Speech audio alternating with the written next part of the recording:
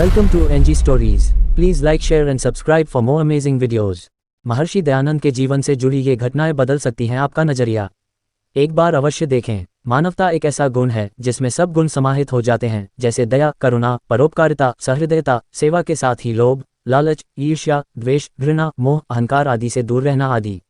ऐसे ही महर्षि दयानंद किसी को कष्ट पहुंचाने की कभी सोच ही नहीं रखते थे। प्रवचन के मध्य एक व्यक्ति ने उनके ऊपर जूता फेंक मारा। श्रद्धालु भक्तों ने पकड़कर उसकी खूब पिटाई की। महर्षि जी ने स्वयं उसे छुड़वाया और बोले, इसने अज्ञानतावश ऐसा कर दिया। एक बार कानपुर में गंगा पुत्रों की काफी संख्या थी। एक गंगा पुत्र महर्षि दयानंद जी की कुटिया के सामने से होकर आता जाता तो महर्षि जी के संबंध में अपशब्दों का इस्तेमाल करता। महर्षि जी को इस बात की जानकारी थी, परंतु उन्होंने कभी आक्रोश प्रकट नहीं किया। महर्षि जी के पास श्रद्धालु जब नित्य ही फल और मिष्ठान आदि लेकर आते, वह उन्हें वहां उपस्थित सज्जनों को वितरित कर देते। एक दिन मिष्ठान आदि सामग्री बांटने के पश्चात बची रह गई। उसी समय गंगा पुत्र अपशब्द बोलता हुआ वहां से जा रहा था। महर्षि जी ने उसे बुलवाया और आदर भाव से अपने समीप आसन पर बिठाकर अति प्रेम से लड्डू व अन्य मिष्ठान उसे समर्पित किए और स्नेह से बोले, इसी समय आप नित्य आया कीजिए, आप भी उसमें से प्रसाद स्वरूप ग्रहण किया करें। इसके पश्चात नित्य संध्या समय वह महर्षि जी के पास आने लगा और उनसे प्रसाद पाकर संतुष्ट होता रहा।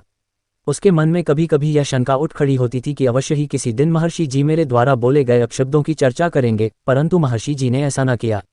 महर्षि जी के ऐसे स्नेह समन्वित व्यवहार से उसे अपने किए पर पश्चाताप होने लगा और एक दिन ऐसा हुआ कि उसने महर्षि जी के चरण पकड़ उनसे अपनी भूल के लिए क्षमा कर देने की प्रार्थना की।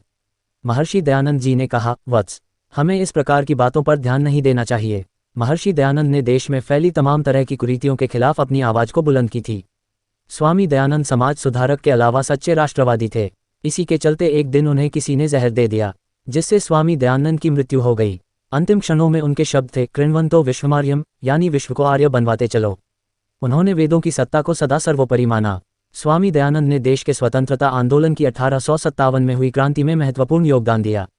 उन्होंने वर्ष 1855 में इस क्रांति के कर्णधार नाना साहेब, तात्या टोपे, अजीमुल्ला खान, बाला साहब व बाबू कुंवर सिंह से हरिद्वार में मुलाकात कर देश में सशस्त्र क्रांति की आधारशिला तैयार की। हरिद्वार में ही 1855 की बैठक में बाबू कुंवर सिंह ने जब अपने इस संघर्ष में सफलता की संभावना के बारे में स्वामी से पूछा तो उनका बेबाक उत्तर था, स्वतंत्रता संघर्ष कभी असफल नहीं होता। भारत धीरे धीरे 100 वर्ष में परतंत्र बना है, अब इसको स्वतंत्र होने में भी 100 वर्ष लग जाएंगे।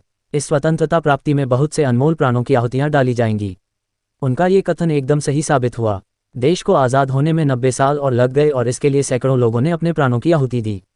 ऐसे थे महर्षि दयानंद। धन्यवाद।